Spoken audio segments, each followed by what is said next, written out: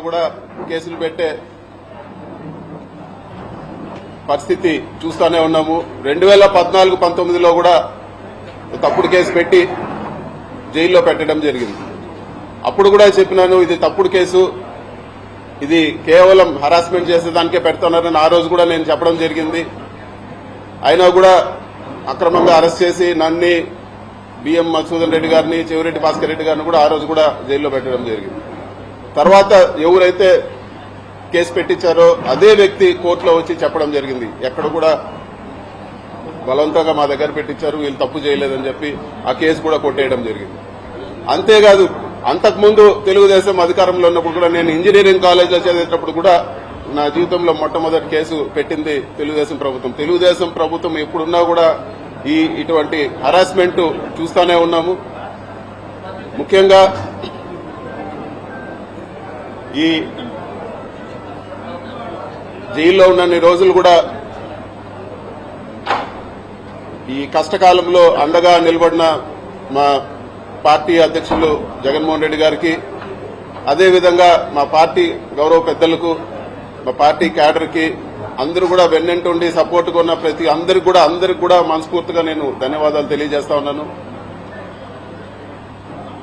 ఈ కేసు పెట్టి సాధించింది ఏమీ లేదు, ఒక పైశాచిక ఆనందం పొందడం తప్పితే, అదేవిధంగా మా తల్లిదండ్రుల్ని మానసికంగా వేధించడం ఒకటి సాధించినారు తప్పితే ఈ కేసు వల్ల సాధించింది ఏమీ లేదు. కోర్టు నుంచి వెసులుబాటు పొందిన తర్వాత కేసు వివరాలన్నీ కూడా వివరంగా మరొకసారి నేను మాట్లాడతానని చెప్పి కూడా మీకు అందరికి కూడా తెలియజేస్తా ఉన్నాను. చివరిగా చెప్పేది ఏమంటే, మీరు కేసులు పెట్టినా లేకపోతే ఇంకోటి పెట్టినా మేము వెనక్కు తగ్గే ప్రసక్తే లేదు. ఖచ్చితంగా గట్టిగా ఇంకా రెట్టింపు ఉత్సాహంతో పోరాడతామని చెప్పి కూడా నేను తెలియజేస్తా ఉన్నాను. ఎక్కడ కూడా వైఎస్ఆర్ పార్టీ క్యాడర్ కానీ లేకపోతే నాయకులు కానీ ఎక్కడ కూడా ఆధారపడే పరిస్థితి ఉండదని చెప్పి కూడా నేను తెలియజేస్తా ఉన్నాను. ఇవన్నీ కూడా ప్రజలు గమనిస్తా ఉన్నారు.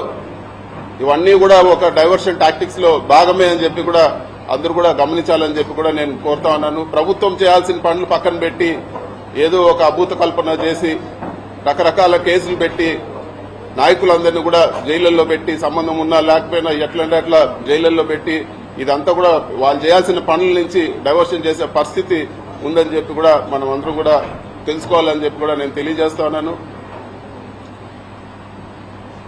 ఈ మొత్తం ఎపిసోడ్ లో అండగా నిలబడిన ప్రతి ఒక్కరికి కూడా నేను మనస్ఫూర్తిగా అందరు కూడా పేరు పేరున ధన్యవాదాలు తెలుపుకుంటాను. అందరు కూడా నమస్కారం. Thank you.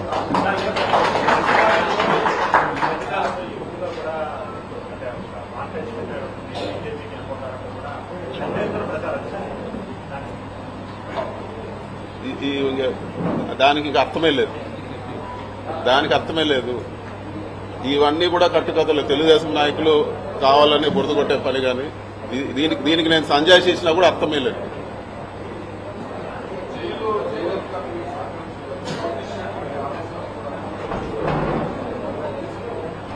మరి ముఖ్యంగా జైల్లో ఎటువంటి పరిస్థితుల్లో పెట్టారంటే, ఒక టెర్రరిస్టో తీవ్రవాదిని జైల్లో పెట్టిన పరిస్థితి ఉండింది నాకు.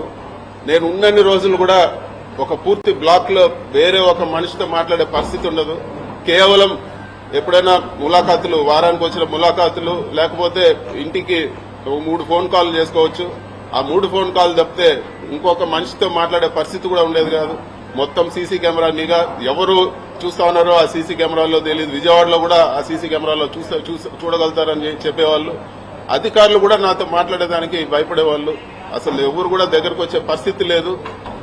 ఒక దారుణమైన పరిస్థితిలో జైల్లో పెట్టడం జరిగింది. ఒక ఏదో టెర్రరిస్టు పక్కన వాళ్ళతో మాట్లాడితే ఏదైనా ఇబ్బంది వస్తుందనే పరిస్థితులు అక్కడ కల్పించడం జరిగింది. కానీ ఇవన్నీ కూడా ధైర్యంగా ఎదుర్కోవాలని డిసైడ్ అయినాం కాబట్టి ఇవన్నీ కూడా ఏకోసారి కూడా పట్టించుకున్న పరిస్థితి లేదు.